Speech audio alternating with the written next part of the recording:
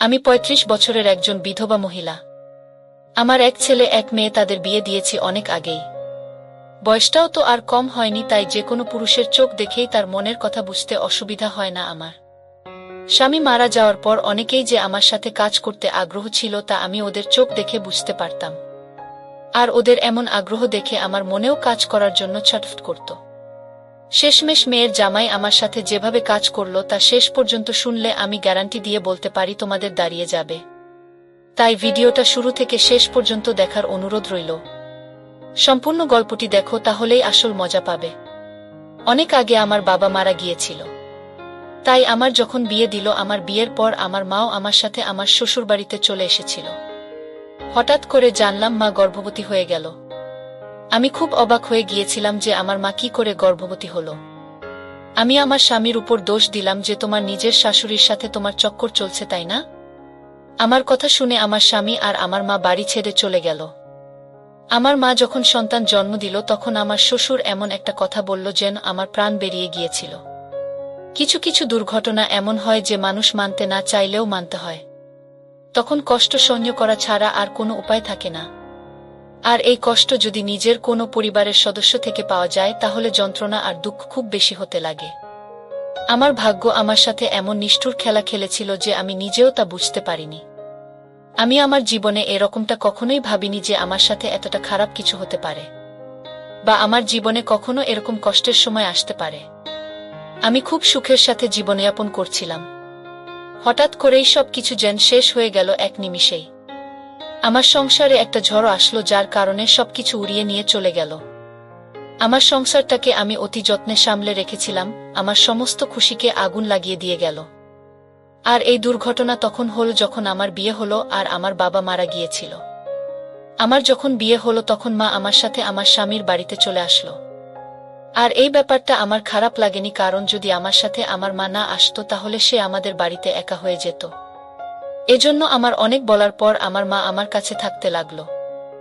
আর আমার শ্বশুর বাড়ির লোকজনের এ ব্যাপারে কোনো রকম সমস্যা হয়নি। তারাও আমার কথায় রাজি হয়ে যায় আর এভাবে আমার মা আমার কাছে চলে আসে কিছুদিনের জন্য। এটা একমাত্র সৃষ্টিকর্তাই জানতো যে কি হতে চলেছে। এমনিতে তো সব কিছু ঠিকঠাকই ছিল, কিন্তু আমার মায়ের আচরণ আমার কাছে একটু অদ্ভুত লাগছিল।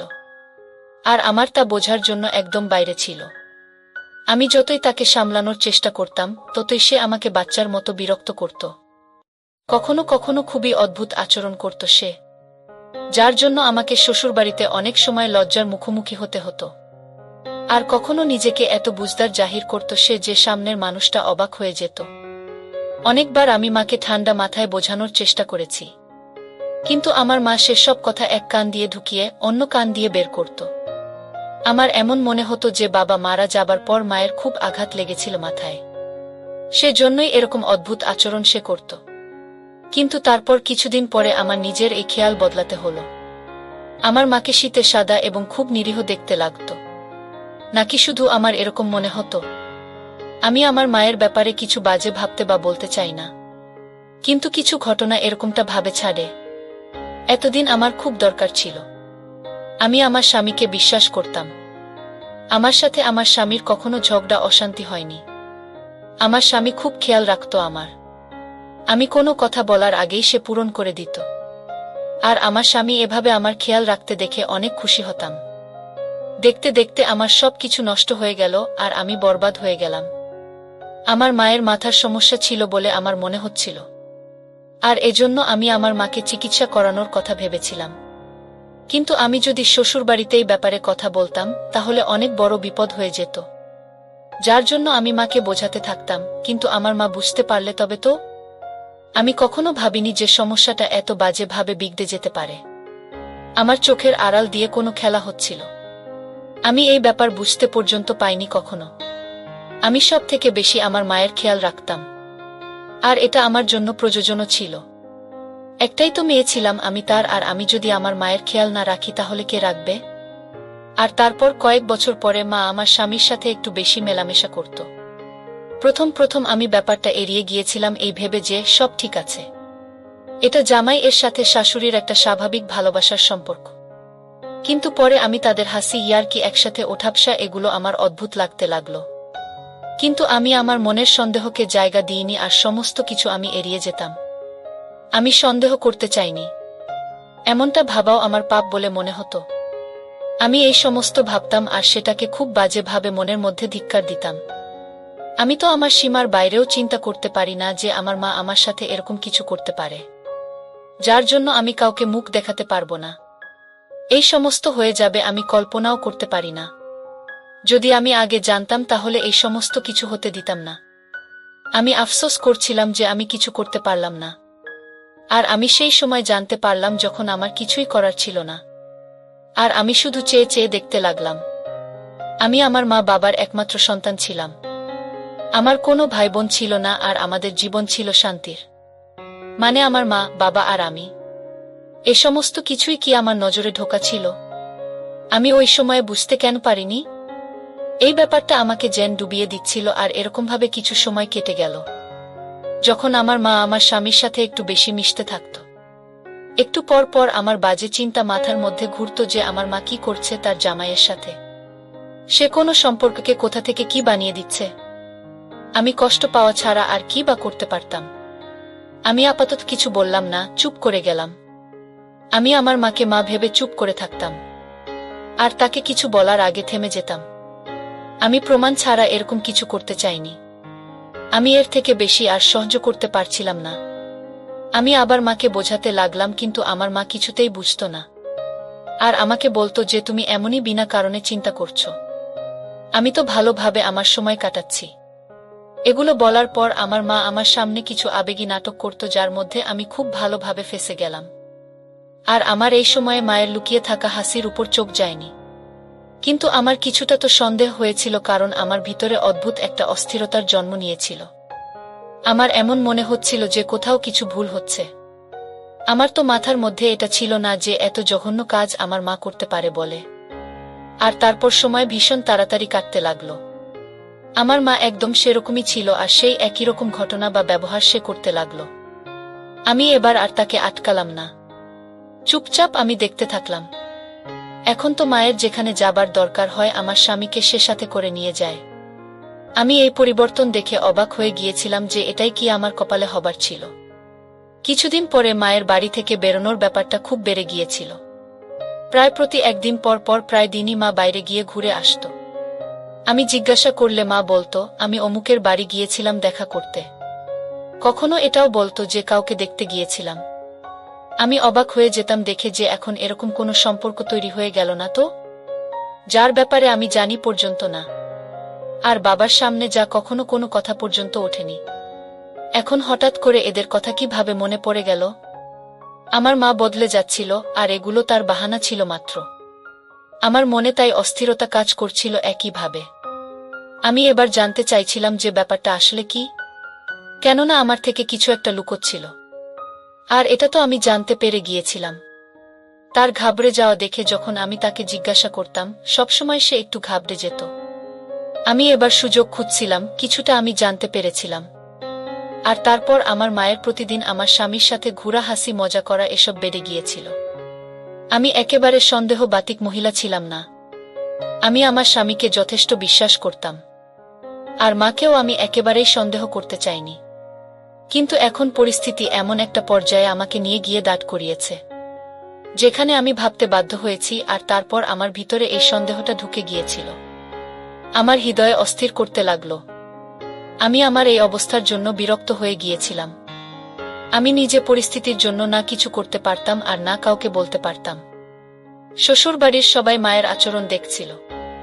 আর কতবার যে আমার শাশুড়ি আস্তে করে আমাকে বলেছে যে নিজের মায়ের উপর নজর রাখ, এই লক্ষণগুলো ঠিক নয়। নিজের স্বামীকে কাবু করা শেখো, না হলে তোমাকে পস্তাতে হবে। আর আমি অবাক হয়ে থাকে দেখতেই থেকে যেতাম আর ভাবতাম যে সে কি বলে চলে গেল। আমি তার উপর খুব রেগে গেলাম, কিন্তু আমি নিজের রাগকে নিয়ন্ত্রণ করলাম আর সন্দেহ হতে ডুবে গেলাম। তাকে যদি বলতাম, ও তাহলে কি বা বলতাম, যখন কিনা আমার মায়ের অদ্ভুত আচরণ আমার সামনেই ছিল। শাশুড়ির কথাবার্তার কারণে আর কিছুটা মায়ের অদ্ভুত আচরণের জন্য এবার আমি খুব চিন্তায় পড়ে গেলাম আর বিরক্ত হয়ে গেলাম। আর দিনের পর দিন আমার রাগ বাড়তে লাগল। স্বামীর সাথেও আমি বেশ কয়েকবার ঝগড়াও করলাম।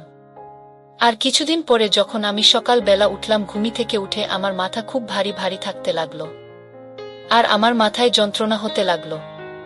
আমি অবাক হয়ে গেলাম যে এরকমটা কেন হচ্ছে।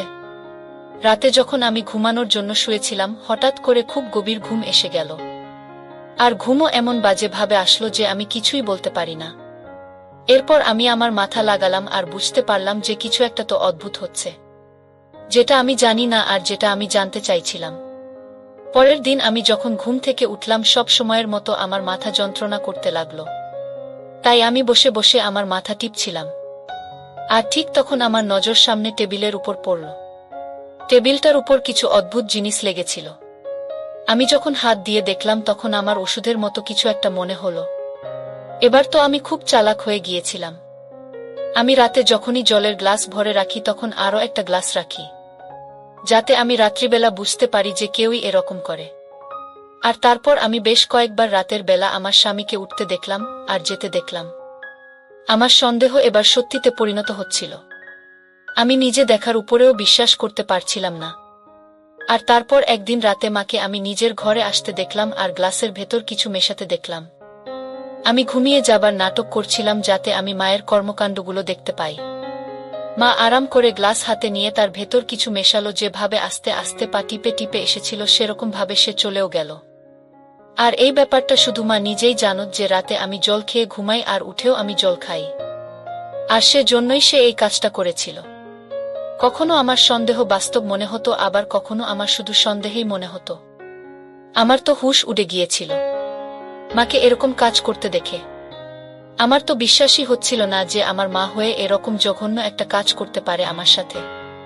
আমি নিজেই বুঝতে পারছিলাম না যে মা এরকম কেন করবে। কিছুদিন ধরেই আমি দেখছিলাম যে মা টক আর আচার একটু বেশি খাচ্ছিল। প্রথমে তো আমি সেটাকে কোনো গুরুত্ব দিলাম না। এবার রোজ মা এগুলো খেতে লাগলো। আমার মনের ভিতর বিপদের যেন ঘণ্টা বাজতে লাগলো। আমি এবার ভীষণভাবে বিরক্তির শিকার হচ্ছিলাম। একদিন মা অজ্ঞান হয়ে গেল আর তারপর হঠাৎ মা গর্ভবতী হয়ে গেল। এই ব্যাপারটা হাসপাতালে গিয়ে যখন আমি জানতে পারলাম, আমি লজ্জায় লাল হয়ে গেলাম। আমি শ্বশুরবাড়িতে কারো সাথে চোখে চোখ মেলাতে পারছিলাম না। আর মা ও তো ঘাবড়ে গেল। আমার সামনে আসতেই তার অস্বস্তি হতো।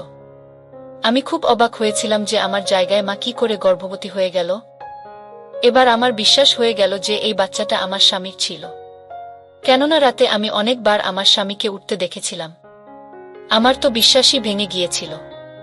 আমার মাথার মধ্যে সে সমস্ত স্মৃতি আর সমস্ত কথা ঘুরতে লাগলো। আমার রাগ এবার সর্বোচ্চ উচ্চতায় পৌঁছে গিয়েছিল। আর তাই আমি আমার স্বামীর সাথে ঝগড়া করতাম। এরপর আমি আমার স্বামীর উপর দোষ দিয়ে দিলাম যে তোমার নিজের শাশুড়ির সাথে চক্কর চলছে। এই সমস্ত তোমার জন্যই হয়েছে, তুমি আমাকে ঠকিয়েছ আর আমার বিশ্বাস মিলেছে। আমি কাঁদতে কাঁদতে ক্লান্ত হয়ে গিয়েছিলাম। আর ঝগড়ার পরে আমার স্বামী বাড়ি ছেড়ে চলে গেল। আমি কিছু বুঝতেই পারছিলাম না যে আমি কার উপর বিশ্বাস করব আর কার উপর করব না। বন্ধুরা, ভিডিও মাঝখানে একটা কথা বলতে চাই। আমি তোমাদের আনন্দ দেওয়ার জন্য খুব কষ্ট করে ভিডিও বানাই। তাই তোমাদের কাছে অনুরোধ থাকবে, অবশ্যই এই ভিডিওটি দেখে একটি লাইক করবে এবং সামিয়া ব্লগ চ্যানেলটি সাবস্ক্রাইব করে পাশে থাকবেন। আমি এবার আমার জীবনে খুবই দুঃখী হয়ে গিয়েছিলাম। আর স্বামীরও কোনো ঠিক ঠিকানা ছিল না যে সে কোথায় গেছে ঝগড়া করে। আমি দুঃখে কাতর ছিলাম আর আমার আফসোস ছিল যে আমার মা সম্পর্কগুলোকে খারাপ করে দিল আর নির্লজ্জের মতো আমার সামনে এসে আছে। আমি অবাক হয়েছিলাম যে কেমন মা সে, যে নিজের মেয়ের ঘর বরবাদ করার জন্য উঠে পড়ে লেগেছে। আমি তো ভেবে ভেবে পাগল হয়ে যাচ্ছিলাম। শ্বশুরবাড়ির লোকজন আমাকে অনেক সামলাচ্ছিল, কিন্তু আমি আমার মন কি করতে পারি, যার উপর আর কোনোরকম অনুভূতি কাজই করতে চাইছিল না। আমার ভিতর সমস্ত অনুভূতি এবং আবেগ যেন শেষ হয়ে গিয়েছিল। আমি এবার সারাক্ষণ চিন্তার মধ্যেই ছিলাম। আমার শ্বশুর আমাকে বেশ কয়েকবার খুশি থাকতে বলেছিলেন, আর আমি তাই তাদের সামনে মিথ্যা হাসি হাসতাম, যেটা দুঃখ কষ্টে পরিপূর্ণ ছিল। এবার তো আমার চোখে সারাক্ষণ জলে ভিজে থাকত। আমি আমার জীবনে অবাক হয়ে গিয়েছিলাম যে আমাকে কি সব দেখতে হচ্ছে আর শুনতে হচ্ছে। সমস্ত সম্পর্ক থেকে আমার বিশ্বাস উঠে গিয়েছিল। আমার সমস্ত সম্পর্কই যেন মিথ্যা মনে হয়। আমার মা আমার ঘরে জেদ করে থেকে গিয়েছিল, নাকি সমাজের থেকে কথা লুকানোর জন্য সে এরকম করছিল। আমি তো এবার মার সাথে কথা পর্যন্ত বলতাম না। আমার সমস্ত কিছু বেশ মনে হতে লাগল। আমার তো এবার নিজের স্বামীর জন্য চিন্তা হতে লাগল। আমি ভীষণ গভীর চিন্তায় ডুবে গিয়েছিলাম যে যদি এটা আমার স্বামীর বাচ্চা না হয় তবে সে সমস্ত কি ছিল। আমার মায়ের আর স্বামীর একসাথে ওঠা বসা হাসাহাসি, তারপর রাতে একসাথে হাঁটতে যাওয়া, এই সমস্ত ভেবে ভেবে আমার মাথা ব্যথা হতে লাগল। যতই আমি ভাবতে লাগলাম ততই যেন ঘটনাগুলো সব আরো এলোমেলো হতে লাগল। তো আমার এবারে নিজের উপর রাগ হচ্ছিল, কেননা আমি আমার স্বামীর উপর দোষ দিয়ে ফেলেছি। এবার তো সে বাড়ি ছেড়ে চলে গেছে, আর এরকম করতে করতে কয়েক মাস কেটে গেল। আর তারপর আমার মা সন্তান জন্ম দিল। তখন আমার শ্বশুর এমন এমন কথা বলল যেটা শুনে আমার হৃদয় বেরিয়ে যাওয়ার মতো অবস্থা হলো। আমার শ্বশুরের বক্তব্য ছিল এই সন্তানটি তার ছেলের সন্তান নয়। আমি তাকে অবাক হয়ে দেখতে লাগলাম। তখন সে বলে উঠল, বৌমা অপেক্ষা করো, সমস্ত সত্যি তোমার সামনে আসবে। আমি তার কথা শুনে অবাক হয়ে দাঁড়িয়ে রইলাম যে শ্বশুর কি বলছে, আর কোনো সত্যি কথা সে উল্লেখ করেছে। আমার আর কি দেখতে বা শুনতে বাকি আছে? আমার মধ্যে আর কোনো কিছু সহ্য করার মতো ক্ষমতা ছিল না। আমি আর কোনো রকম কষ্ট সহ্য করার মতো অবস্থায় ছিলাম না। আমি প্রতিটা রাত কান্না করে কাটাচ্ছিলাম। আমার চোখ কান্নার কারণে ফুলে থাকত সব সময়। আমি সৃষ্টিকর্তার কাছে প্রার্থনা করতাম যে আর কিছু এরকম আমাকে দেখিও না যেটা আমার আয়ত্তের বাইরে। আমি খুব অশান্তির মধ্যে ছিলাম। আমার শান্তি শেষ হয়ে গিয়েছিল। বরং এটা বলা ভালো যে আমার মনের শান্তি ধ্বংস হয়ে গিয়েছিল। হয়তো আমার খুশিতে কারো নজর লেগে গিয়েছিল। এবার মা প্রতিদিন আমার কাছে এসে কিছু একটা বলতে চাইত, কিন্তু আমি তার সাথে কোনো কথা বলতে চাইতাম না। আমার চোখের উপর সন্দেহে যে পট্টি বাঁধা হয়ে গিয়েছিল তা আমাকে আর কিছু দেখতে দিত না। আমার নিজেকে কখনো মনে হচ্ছিল যে আমি যেন পাগল হয়ে যাচ্ছি। আমার শরীর আস্তে আস্তে খারাপ হতে লাগল।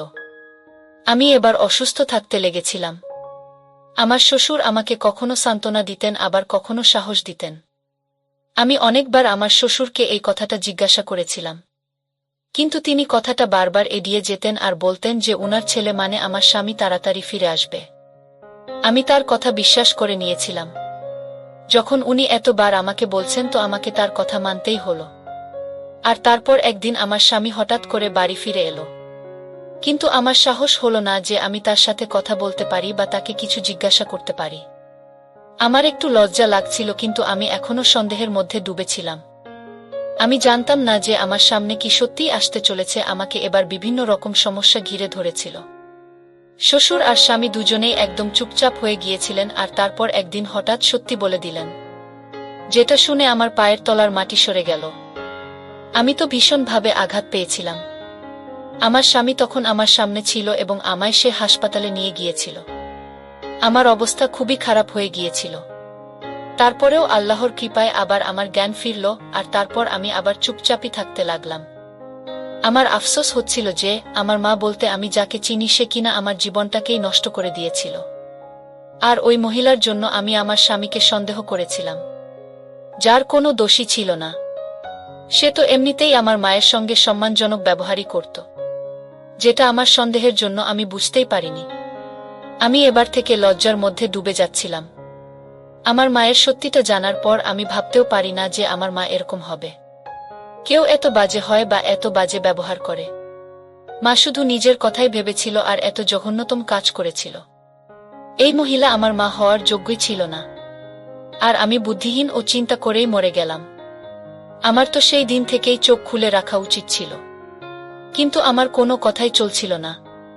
আমার তো ইচ্ছা হচ্ছিল যে ওই মহিলার কিছু ক্ষতি করে দিই, যে কিনা নামমাত্র আমার মা, যার মধ্যে মায়ের কোনো গুণই ছিল না। আমার শ্বশুর আমাকে যে সত্যিটা বললেন সেটা জানার পর আমার তো কোথাও পালিয়ে যায় মনে হচ্ছিল কোথাও পালিয়ে গিয়ে লুকিয়ে পড়ি, কারণ সত্যিটা আমাকে খুব কষ্ট দিয়েছিল। আমার মা আমার বাবাকে বিষ দিয়ে মেরে দিয়েছিল আর তারপর লুকিয়ে গিয়েছিল, আর অন্য কাউকে বিয়ে করেছিল, আর তার কারণেই আমার মা গর্ভবতী হয়েছে। মা রাতে আমাকে আর আমার স্বামীকে ঘুমের ওষুধ খাইয়ে দিত যাতে তার কুকর্ম কেউ বুঝতে না পারে, আর সে বাইরে গেলে কেউ যাতে তাকে দেখতে না পায়, আর তার কাজ সে খুব সহজেই করতে পারে। এত বড় ধোঁকা, এত অন্যায়, এই সমস্ত সত্যি আমার প্রাণ বের করার জন্যই যথেষ্ট ছিল। এদিকে আমার সামনে সে রকম সাধারণ আর নিরীহ হয়ে ঘুরত। আমার তো মাঝে মাঝে সেই দিনটার কথা মনে পড়ছিল, যেদিন আমার মা এই নাটকটা রচনা করেছিল। আমার বাবার মৃত্যুতে দুঃখী হওয়ার নাটক করা, তারপর আমার বিয়ে তাড়াতাড়ি করিয়ে দেওয়া, তারপর আমার সাথে আমার শ্বশুর বাড়িতে এসে থাকা, সবকিছু আমার ভালোভাবেই মনে পড়ছিল। কিভাবে চালাকি করে আমার মা আমার সাহায্য নিয়েছিল। আর আমি বুঝতেই পারিনি যে আমার মা রোজ দূরে দূরে ঘরের বাইরে কেন যেত, আর আমাকে কেন মিথ্যা বলত। আমার কাছে মা তো একেবারে নিচে নেমে গিয়েছিল, কেননা সে আমার মান সম্মান নষ্ট করেছিল। সে আমার মাথার উপর থেকে আমার বাবার ছায়া ছিনিয়ে নিয়েছে। আমি তাকে কখনো ক্ষমা করব না। আর সে যে কাজ করেছে এমনিতেই ক্ষমার যোগ্যই না। আমার ব্যবহার তার সাথে যথেষ্ট কঠোর হয়ে গিয়েছিল। আর একদিন আমি তাকে বলে দিলাম যে তার সত্যিটা আমি জেনে গিয়েছি। আমার এই কথা শুনে তার মুখ কালো হয়ে গেল, আর সে পুরোপুরি ঘাবড়ে গেল আর বাজেভাবে ঘামতে থাকল। আমি তাকে দেখতে চাইছিলাম না, যার কারণে আমি তাকে যেতে বলে দিলাম। কিন্তু পরে সে আমার থেকে ক্ষমা চাইল। এখন তো সে আমার চোখে চোখ মেলানো যোগ্য নয়। ভালো হোক আমার শ্বশুরের, যিনি আমার অজান্তে আমার মায়ের পিছনে গোয়েন্দাগিরি করা শুরু করেন আর সত্যিটা সবার সামনে নিয়ে আসেন। যদি এই সত্যিটা আমার সামনে না আসতো তাহলে আমি সন্দেহ করতে করতেই মারা যেতাম আর আমার স্বামীকে দোষী ভাবতাম। আমার শ্বশুর তার ছেলেকে কোনো কিছু জিজ্ঞাসা করেননি। আমি আমার স্বামী চোখের সাথে চোখ মেলাতে পারছিলাম না। তারপর একদিন আমি আমার স্বামীকে দোষারোপ করার জন্য তার থেকে ক্ষমা চাইলাম। আমার স্বামীকে অনেক ধন্যবাদ, সে আমাকে ক্ষমা করে দিয়েছিল। আমার স্বামী আমার সমস্যা আর আমার অবস্থার কথা ভালোভাবেই জানত, সেজন্য সে আমাকে ক্ষমা করে দিয়েছিল আর আমার সে খেয়াল রাখতে লাগল, যেমন আগে রাখত। আমার অসুস্থতাকে যথেষ্ট চিন্তার মধ্যে ফেলে দিয়েছিল, যার জন্য সে আমার অনেক খেয়াল রাখত। আমার শ্বশুর স্বামী আমাকে বুঝিয়েছিলেন যে কোনো কিছু ব্যবস্থা নিলে মায়ের বিরুদ্ধে অনেক বদনাম হবে, বরং তোমার মাকে দুনিয়ার মার খেতে দাও। সেজন্য আমি আমার মাকে বাড়ি থেকে বের করে দিলাম আর তাকে বলে দিলাম যে এবার তুমি তোমার দ্বিতীয় স্বামীর সাথে থাকো, আমাদের জীবনে থেকে চলে যাও, আমি আর তোমার মুখ দেখতে চাই না। এবার আমি আমার সিদ্ধান্ত আল্লাহর উপর ছেড়ে দিয়েছিলাম। উনি অনেক ভালো মতো তার উপর প্রতিশোধ নিতে পারবেন। এখন আমার মাকে দুনিয়ার কাছে অপমানিত হতে হয়েছিল। আমি বিশ্বাস করতাম সন্দেহ খুব বাজে আর বড় অসুখ। সন্দেহ সমস্ত কিছু খেয়ে ফেলে আর জীবনে মানুষ শুধুমাত্র অঙ্ক মেলাতে থেকে যায়। আমার চোখে বাধা সন্দেহে পড়তে খুলে গিয়েছিল। সন্দেহ গভীর সম্পর্ককে দুর্বল করে দেয় আর শেষ পর্যন্ত সম্পর্ক খারাপ করে দেয়, শেষ করে দেয়। এরকম অসুখ থেকে বাঁচা উচিত আর প্রমাণ ছাড়া কারো উপরে দোষ দেওয়া উচিত না। যে কাজ আমি করেছিলাম তার জন্য আমি মন থেকে লজ্জিত ছিলাম। আর এবার পরিবারের ভালোবাসা আর মনোযোগের কারণে আমি স্বাস্থ্যবতী হয়ে উঠলাম, যার মধ্যে সব থেকে বেশি হাত ছিল আমার স্বামী। আমার স্বামী আমাকে বলেছিল যে সে রাতের বেলা উঠে শ্বশুরকে দেখতে যেত, কেননা আমার শ্বশুরের ডায়াবেটিস রোগ ছিল।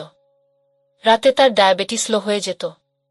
আমার তো নিজের উপর রাগ হচ্ছিল আর লজ্জা পাচ্ছিলাম আমি। আবার তাই আমার স্বামীর থেকে ক্ষমা চাইলাম আমি। যত্নবান স্বামী পাওয়া ভাগ্যের ব্যাপার আর আমি এ ব্যাপারে সৌভাগ্যবতী। আর এবার আমি আমার বাচ্চাদেরকে নিয়ে খুব ভালোভাবে শান্তিতে জীবনযাপন করতে লাগলাম। বন্ধুরা, আজকের গল্পটি কেমন লাগলো তা অবশ্যই কমেন্ট করে জানাতে ভুলবে না। আর আমি ঘরের খোঁজে ঘর হারাইয়া মিলাম যা যাব, আপন করে চাইলাম যারে সেই তো হইল পর। সুখের প্রদীপ জ্বালতে গিয়ে ভাসলাম আমি দুঃখে, পাথর চাপা ব্যথা আমার হয় রে জমা বুকে, না পাওয়ার বেদনাতে ভরা যে অন্তর।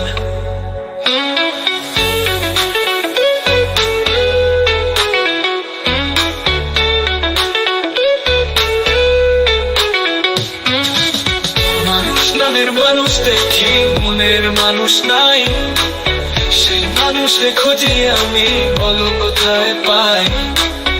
আশায় আশায় রইলাম আমি সারা জীবন ভর।